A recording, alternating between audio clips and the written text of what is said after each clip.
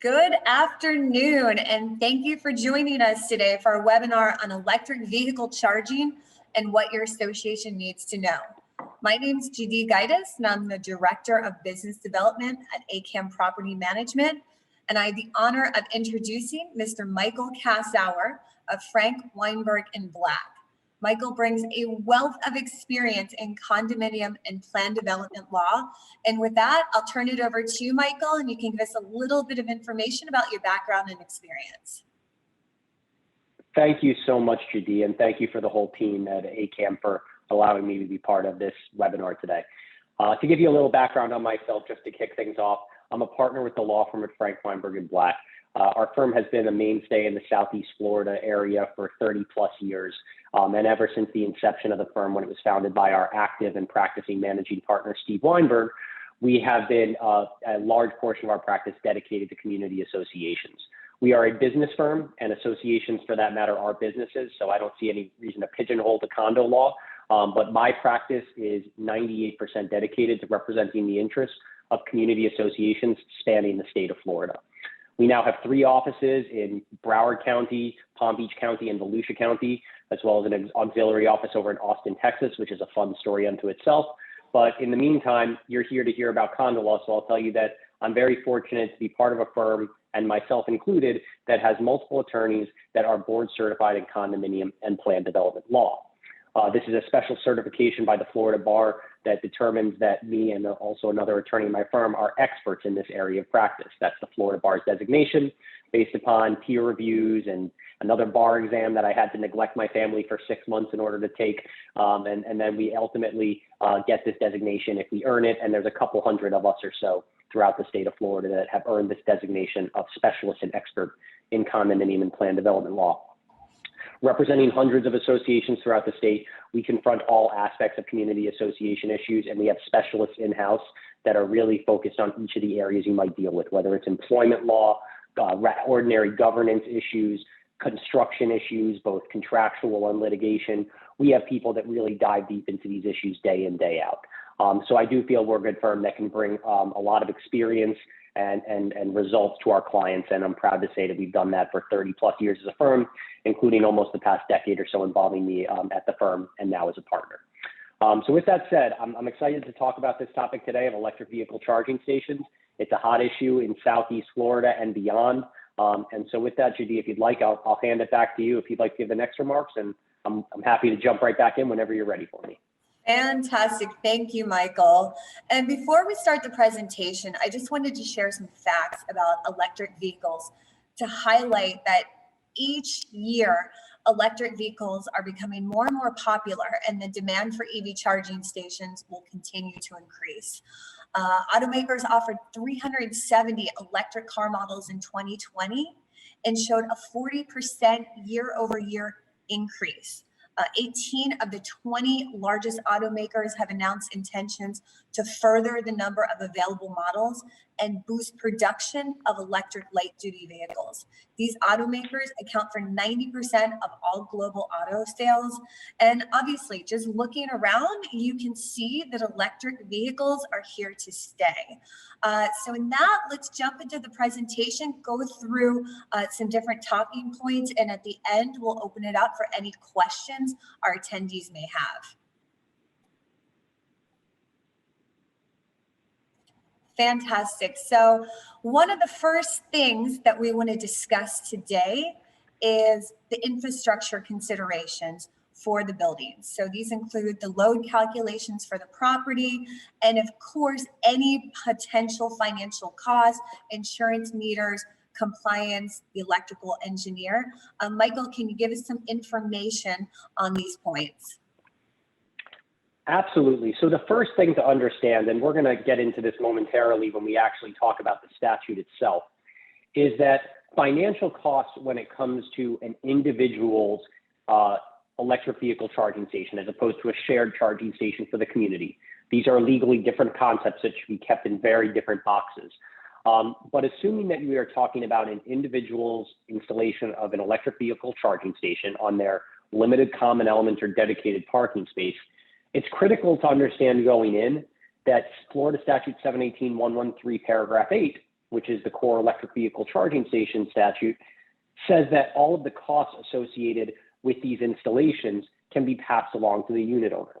And one of the things that comes up very often in these scenarios, especially given that a lot of high-rise condominiums in the Southeast Florida area are 20, 30, 40 years old, is that the grid capabilities are not there for the electricity. The capacity is not there to just start adding all of these electric vehicle charging systems. So one thing that should be thought of at the inception is that there could be these big costs that all of a sudden get triggered. And it may not be on the first electrical vehicle charging station. It may be on the third where you exceed your capacities. It may be on the 7th. It may be on the 10th. It may be on the 20th. Obviously, you want to consult with an electrical engineer to explore these issues. But something that you should go into with eyes wide open and knowing that the statute allows that the owners are fundamentally responsible for these costs is that you may want to come up with a system to spread out these costs across the owners that are anticipated to install a station. Now, it's an inexact science. It's hard to know exactly how many of these stations will be requested by your owners. So to prorate it, it's hard to know exactly how much you want to pass along. But you should certainly consult with your association attorney to see if there's a viable path forward on this, because what I've seen a lot of associations doing is they are coming up with a reasonable estimate as to how many units it will take to, how many units will benefit from that anticipated capacity upgrade. And when it happens, let's say it costs 20 grand to upgrade the grid and the power systems. Then maybe if you know there's going to be 20 parking spaces that benefit from that, you charge $1,000 per owner in relation to those anticipated costs that will come along with the installation of those spaces. That way, the 20th owner doesn't have to absorb that full $20,000 cost, which obviously would not be fair in the scheme of things. And beyond that, those are the, financially, the statute says that it's not just the grid. It's really everything that goes along with the installation that will be a cost that is borne by the unit owner for those individualized parking spaces. That can include things like the actual electricity meters, the retention of an electrical engineer, obtaining certificates of insurance from those vendors, any of these compliance requirements of the association and cost pass-alongs. These are all things that can be imposed by the association. You can't block them from doing the charging station, but you can establish these requirements and anticipate these costs and come up with a protocol to reasonably pass them along to your owners in a fair and equitable way. Fantastic, because I know even from our board members, that's the #1 question that we receive on an ongoing basis is, we'd love to install these, but how much?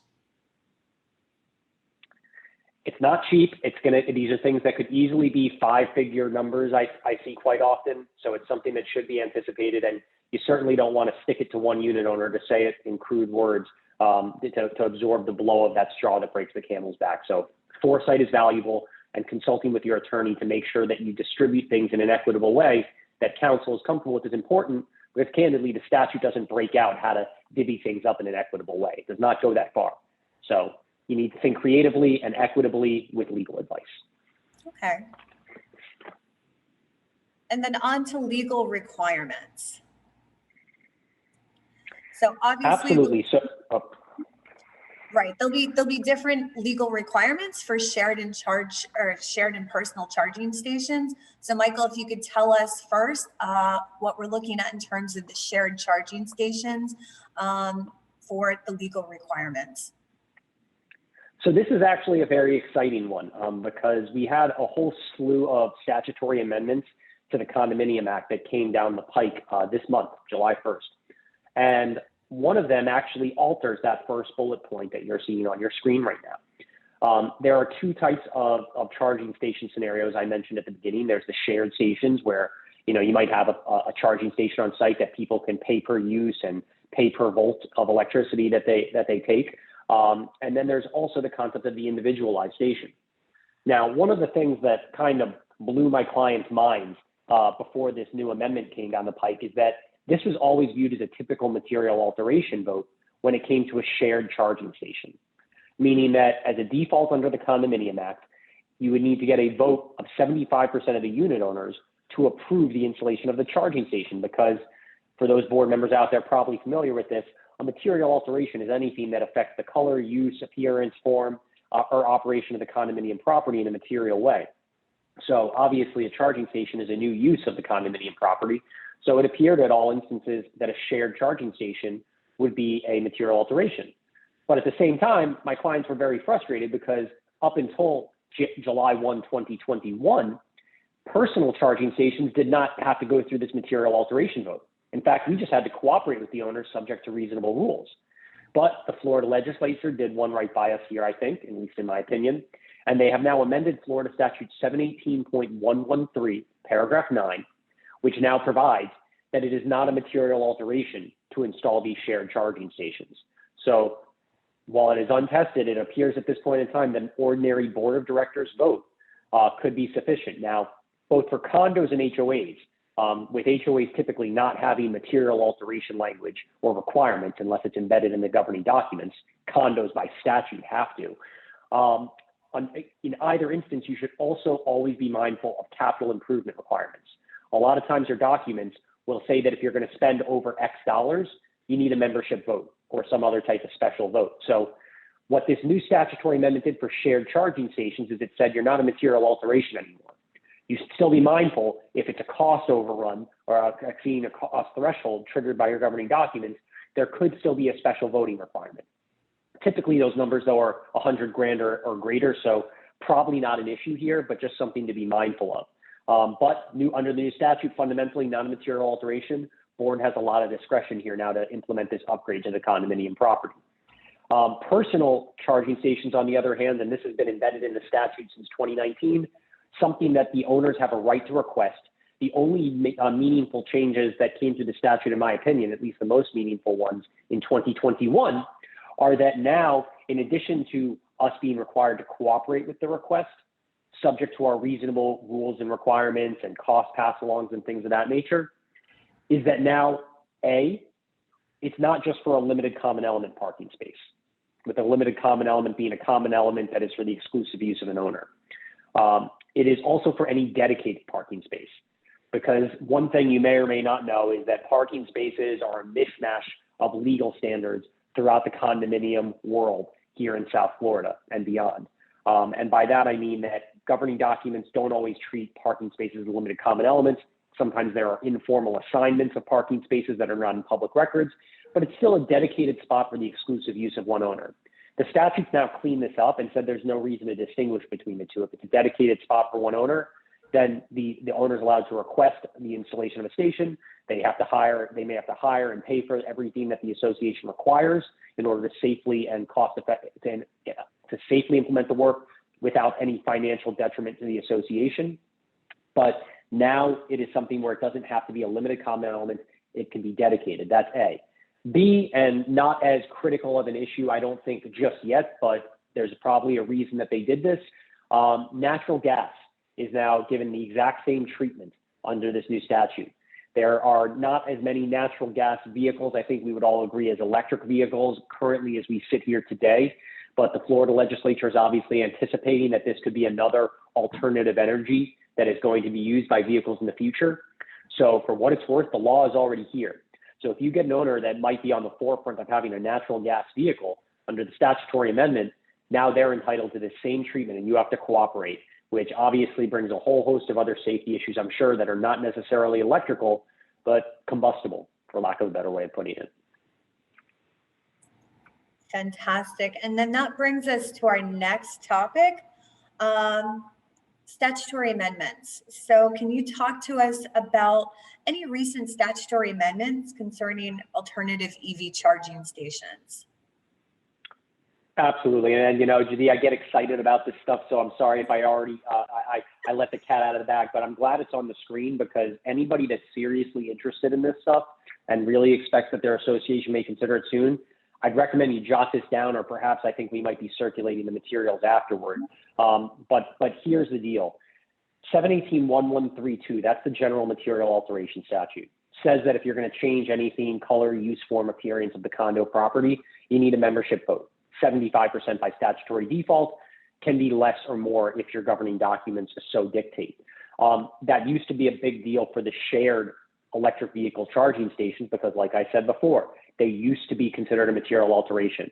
No more, though. If you look at the third bullet point on your screen, the third big bullet point, that is 718.113 paragraph 9, you no longer need the material alteration vote. This is a big deal. It's a really big deal. And candidly, it's one that I think a lot of high-rise condominiums in particular, you don't have to be a high-rise actually, they should be exploring this. Because while this is a business decision of the board and I'm legal counsel, I will say that anecdotally, I have heard that this is a very desirable quality in condominium buildings. People love their Tesla. They love their Ford Mustang Mach-E. They love their EVs, and they want a place to live that is going to allow them to have that vehicle. And by the way, like JaDee artfully said at the beginning of this presentation, this is not something that is slowing down. It is accelerating. So if you want to anticipate 3, 4, 5 years down the road when people are shopping around for their next condominium or their next home, you probably want to be thinking about, do you want to be one of the condos that fits that bill of being able to, accommodate that whole pool of buyers, or do you not? And obviously you get more demand if you have a larger pool of buyers that are going to be interested in your property. So it's not a material alteration vote anymore, and it's something that I think all condos should at least be talking about, because it's just going to become a bigger and bigger deal. I think I've heard stats that by the end of the decade, 1 in 5 vehicles produced will be an electric vehicle. So not going away. In fact, it's accelerating at an almost predictable pace, obviously with some give or take, but it's happening. In the meantime, though, 718.113 paragraph 2, not as much of a concern. Paragraph 9 is taking care of it. Those are for the shared facilities. In the middle, though, 718.113 paragraph 8, that is still there. It is just as it was before, except now it is something that is dedicated spaces in addition to those limited common element spaces. And it also delineates everything that we are allowed to require that the owner do in order to comply with the association standards in order to implement this work. And that's everything I said before with respect to passing along costs, with respect to retaining an electrical engineer to do all of the work, to oversee all of the work. And to be clear, the statute is very precise on its language. Unit owners are responsible for, quote, installation, operation, maintenance, and repair, including hazard and liability insurance, and removal cost of the charging station at the appropriate time. So all of these things get passed along. We're allowed to make them comply with building codes and safety standards under paragraph 8. We're allowed to make them comply with architectural standards under paragraph 8. We're allowed to make them retain the electrical contractor or engineer that is sufficiently qualified and get certificates of insurance and reimburse us for any costs of the station. We have all these powers under paragraph 8. We did before as of 2019. Now it's just a little broader, and that's still locked in there. But if you get owner requests for these types of individual stations, you really should pull up this statute. It's almost like a checklist of all these processes, and it's pretty user-friendly. So go online, Google Florida Statute 718.113. It should come up at the top, and then it'll be the whole section. And then you want to look at paragraphs 8 and 9 if you really want to do a deep dive into these issues. But again, you should also consult with counsel if you're going to take any serious steps. And Michael, to your point, I live in a massive complex on Brickell with 3 towers. We have 1,800 units. We were able to install 4 shared charging stations. And there is a constant wait for these charging stations. We actually have a reservation system now through Building Link. So as time goes by, there's going to be an increased demand, and this is going to make certain condominiums and properties more alluring than others based on the availability of these charging stations. Well said. Absolutely. Especially in South Florida, where people are known to like their cars a little bit. we love our vehicles. And of course, we'll open this up to questions now. And if for any reason we don't have time to get to your question, Michael and I will both have our contact information at the very end of the presentation. Please feel free to email us any questions you may have that were not answered or something that you think of after the fact. So let me go into the questions we have now from Mr. Carter. It likely becomes a fixture to limited common elements. Can they be removed when the owner moves out? Great question. Is it okay if I jump in, JaDee? Go ahead, you're the expert. Oh, wow, that's a high bar.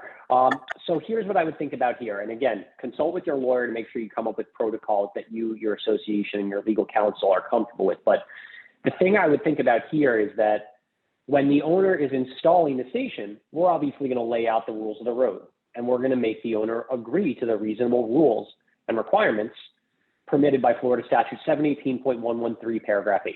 Paragraph 8, if you just to make it simple. I know it's a mouthful. So what I think about when that owner moves out is, wait a second, we have somebody new coming in.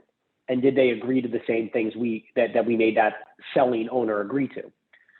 So I think one of the requirements you may want to put into place is that the owner, when the initial owner makes the request to install the charging station, the first owner, the selling owner, you accommodate it, you get the rules, you get the requirements, and they sign off on it.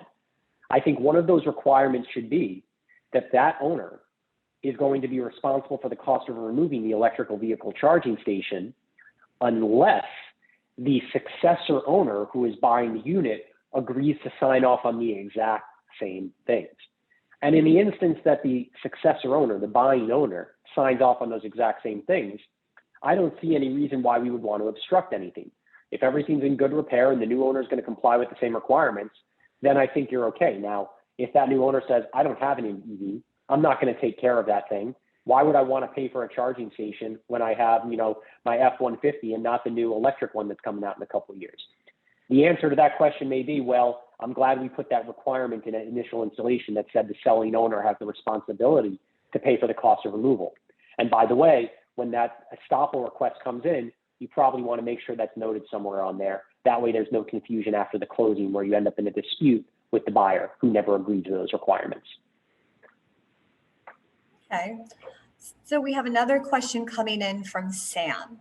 Sam's asking, has FP&L offered any incentives or help with providing power?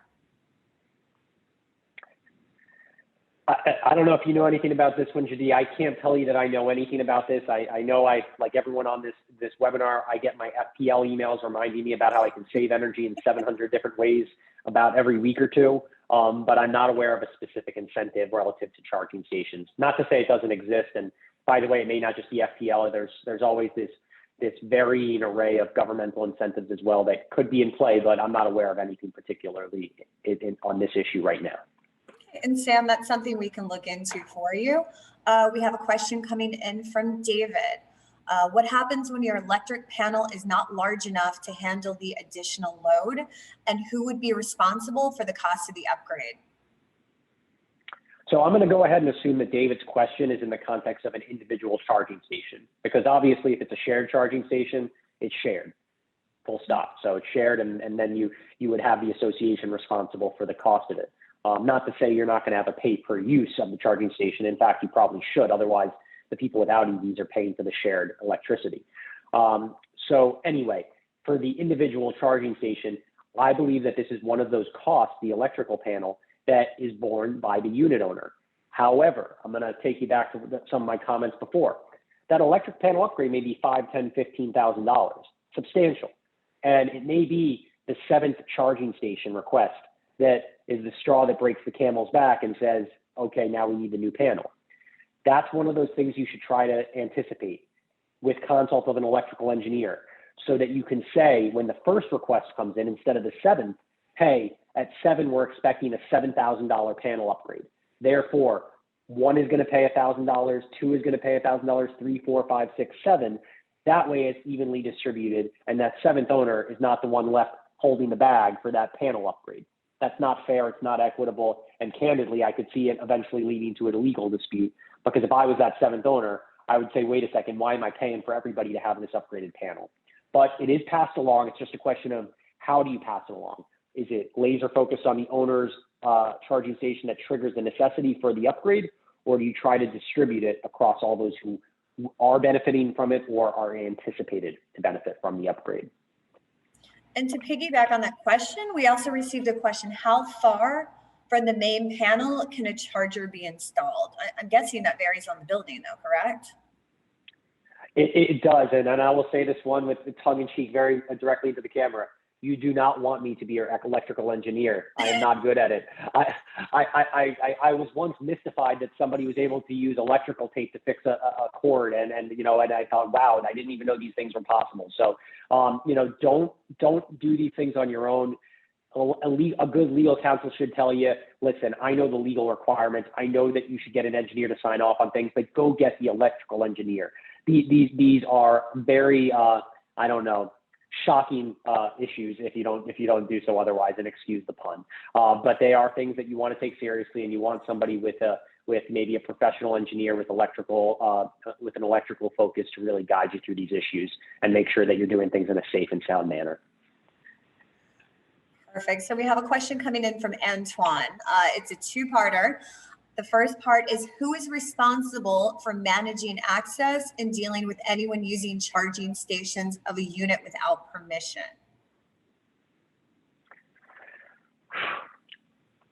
That could be that's not a simple question, and the facts might help answer the question a little bit more.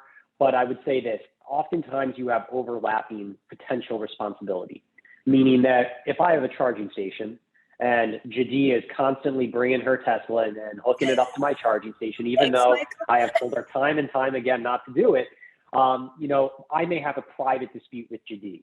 At the same time, there are general requirements under the governing documents not to violate the governing documents, not to be a nuisance, not to do anything unlawful.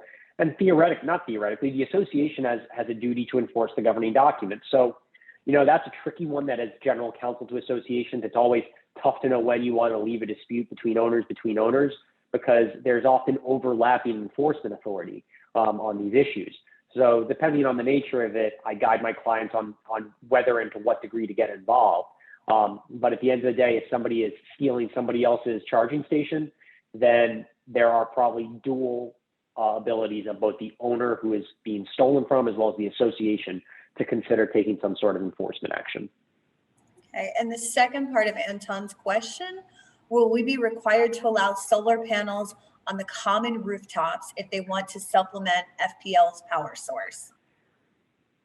Not yet. What I will tell you is that if you are an HOA in the state of Florida, Florida Statute 720, unlike 718, which is the Condominium Act, does have language in there that says that as I sit here in my single family home in the HOA right now, if I want to go ahead and install some solar panels, the HOA can't stop me.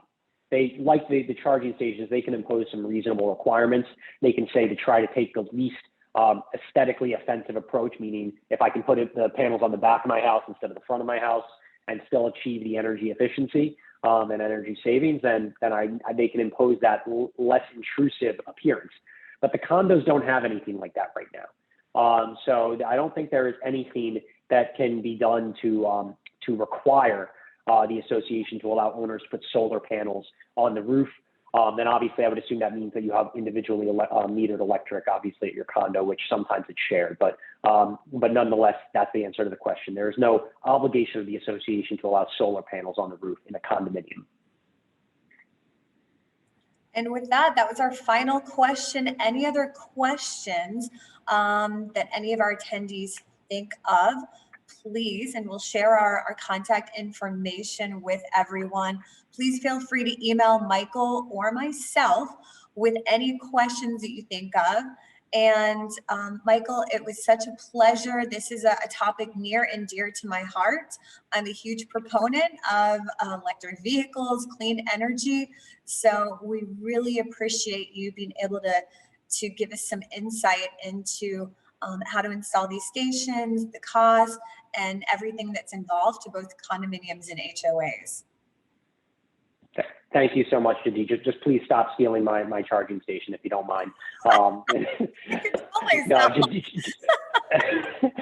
The cord was just there. I know it seemed like it was up for grabs. No, in all seriousness, JaDee, thank you so much. AKAM is always a pleasure to work with on my general counsel side of things when I'm not doing these webinars. You guys are fantastic, and you're a pleasure to work with. Thank you for allowing me to be here today and speak on this important issue.